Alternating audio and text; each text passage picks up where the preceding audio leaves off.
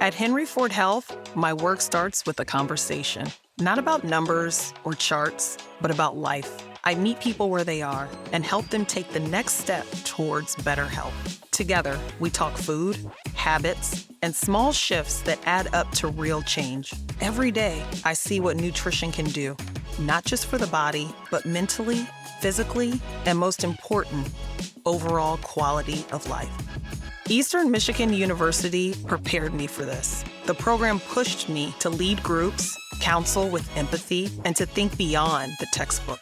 My professors worked in different aspects of nutrition and showed me what real-world ready actually means. To walk in as a dietitian on day one and make a difference.